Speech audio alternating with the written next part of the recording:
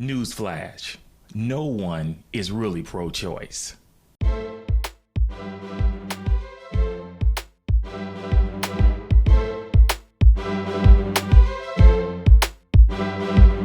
So you might ask, well, why would you say that? Well, pro-choice is a funny phrase. I've never really understood it. It seems like it's a redundancy of something that's already in place because we're all human beings that have been given free will choice. So when people say I'm pro-choice, it's always been a little weird to comprehend. But what I think people really mean when they say that they are pro-choice, they're not really pro-choice. They are just pro-choices that they agree with.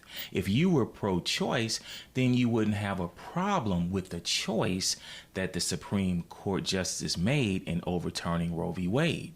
It was their choices. So people are not really pro-choice. They are pro-choices that they agree with. Now, what I find interesting is that when I have conversations with Christians, okay, just Christians, and we have this conversation about abortion, and what I find interesting is that they will say something like, well, I think it's wrong. I think it's wrong. I wouldn't do it. But, you know, her choice to do it, a woman's choice, shouldn't be taken from her. Now, would you say that, well, I think stealing is wrong, but, you know, you shouldn't take away the thief's choice to steal? Would you say that? You probably wouldn't say that because you believe that stealing is wrong. Would you say that, well, I wouldn't kill. I think it's wrong, but you shouldn't take away this person's choice to do it? You probably wouldn't say that. Why? Because you think killing is wrong. You think stealing is wrong. So sometimes I wonder when people say that, do they really believe that abortion's wrong? Because that seems to be one of the only topics I will hear someone say, well, you know, I wouldn't do it. I think it's wrong, but you shouldn't keep the woman from making that choice. Sometimes I find myself wondering, do you really think it's wrong? Because that's just a strange statement to make. So what we're going to do really quick, just to be conscious of your time, is we're going to look at this acronym SLED, S-L-E-D. And what it stands for is size, level of development, environment, and degree of dependency. And these factors come into play when someone is deciding whether or not the unborn child is really human or valuable. Yes, the embryo is really small. So when you look at the size of an embryo, yes, it's really small, but size should be irrelevant. Why does size all of a sudden determine if something is valuable or human? Let's face it, a 2-month-old is much smaller than a 10-year-old child. You have a 2-month-old baby. You have a 2-year-old baby. A 2-year-old baby is much smaller than a 10-year-old child or 14-year-old child. But both of them still have the same value. They are both human. So size should be irrelevant. Then you have L for SLED, level of development. Now, yes, it's true. The embryo, the child inside the womb, is less developed. But once again, a 2-month-old baby is less developed than a 14-year-old. A 2-month-old baby is less developed than a 5-year-old baby, but they still have equal value. One is no better than the other just because one is more developed than the other. Then when you look at the E for environment, now, when you are in your home, you are who you are. When you leave your home and change environments, you are who you are. When you change environments, it does not change the essence of who you are. But for some reason, when we have this conversation, but unfortunately most of the times debate about abortion, it's interesting how the environment, all of a sudden when it comes to the baby, all of a sudden makes a difference in the baby's value or humanity. The birth canal is only 8 inches. Okay, you got the womb and then you have the other side.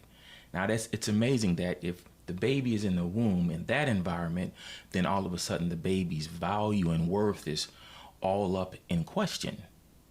And it's sad to say we're moving in a time where in places like California where they're even putting bills and things and laws in place to where even if the baby survives the abortion and is outside the womb, they can still take the baby's life. So you see how when you start letting stuff go, other things can happen.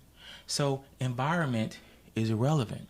And then when you look at the last letter D in this acronym SLED, it stands for degree of dependency. Someone will say, well, the child is really not human because of the dependency that it has. Well, a 2-month-old baby is really dependent on the mom. A 2-month-old baby outside of the womb is really dependent on mom. So that one really doesn't fly because, yes, as the child grows, the dependency will decrease, but a baby outside the womb, if you have a 1-month-old child outside the womb or a 2-month-old child outside the womb and you just leave the baby there and you don't do anything, the baby will eventually die because it has a high level of dependency even outside the womb. So that level of dependency argument is kind of strange too, and even though it's not a part of this acronym SLED, but some people will say, well, the baby the baby's human when there's a self-awareness, aware of self. Well, you could have a person, an adult that has dementia, Alzheimer's, they're not self-aware a lot of times. So should we just take them out too? So that really doesn't fly either. And something that I always think about is that it's always funny how, or just interesting how, if mom wants the baby, it's a baby, period. No one starts talking all this science, medical language, and it's just a baby. No one walks up to an expecting mom who wants her child and says, hey, your body's getting bigger. Hey, your body just kicked. Yeah, you do have 4 eyes. Oh, you have 20 fingers and 20 toes. See, that's silly because that's a baby inside. But it's interesting that when the mom doesn't want the baby, now the baby magically turns into her body. That's really fundamentally where I disagree, because no human being should be able to determine if another human being is a human being.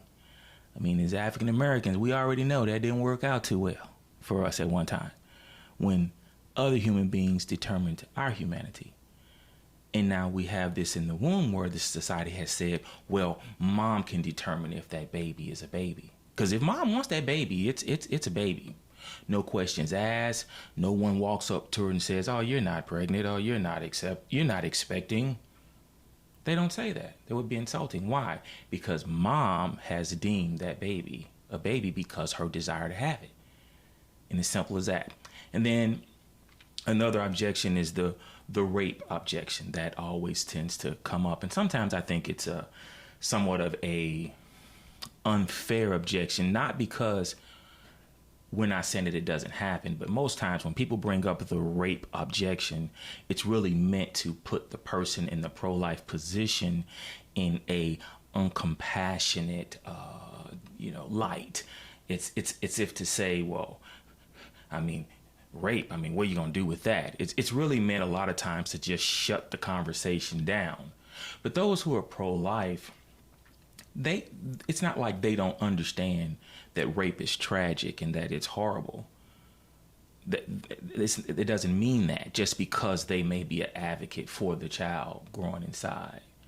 And hats off to women who have gone through a horrible thing and made the hard, tough, right decision to still acknowledge that the baby was a baby, and maybe even gave it up for adoption, and some even kept their babies. And I don't say that to say that if you did have an abortion, this is really not for a guilt trip. This is just for clarity. I believe that even if you've had an abortion, that does not change God's love for you. Nothing can change God's love for you. Nothing can separate us from the love of God. So this is not about condemnation. Even if you have gone down the road of abortion, if a rape or something happened, I would have to be honest enough to say I understand why someone would go down that road. But I wouldn't all of a sudden start changing the definition of what the child was and all this kind of nonsense that that we get today. Is we're just in this world of changing definitions. Just switch it up, so it can work for you. So, and the interesting thing about it is that most abortions are done like 98 to 99%. It's just because it's just the wrong time to be pregnant. There's no rape. So people use the exceptions of rape to justify the norm of really all of these other abortions that are just done because it's just an inconvenient time to be pregnant. And those who are pro-life, we do also understand that sometimes there could be a medical situation that happens where there's a tubal pregnancy, or the baby's not growing in the right environment inside of mom that could put mom's life in danger. We understand those types of situations. So it's not like the pro-life is saying, oh, whatever, you just have to let it go. And then another one, people say, well, what do you feel about the death penalty? We are pro-life from the womb to the tomb. From the womb to the tomb. Okay? So, but the whole death penalty thing, to me, it's a categorical mistake. You have a innocent, unborn human being growing in an environment, and then you put that in the same category as someone who commits horrible crimes and gets the death penalty as a consequence. Those are two different things. So I don't think it's really fair to try to lump them together. When it comes from a Christian perspective, we're pro-life from the womb to the tomb, but we don't try to mix. Some states do have death penalty and things like that, but that is a consequence for something. The baby hasn't done anything, so I don't know why people sometimes put that in the same position. And so I'll wrap it up with what it says in Psalms 139. It says, "For it was you," talking about God. This is Psalms 139, starting at verse 13. "For it was you who created my inward parts. You knit me together in my mother's womb. I will praise you because I have been fearfully and wonderfully made." So we recognize the baby because God recognizes the baby.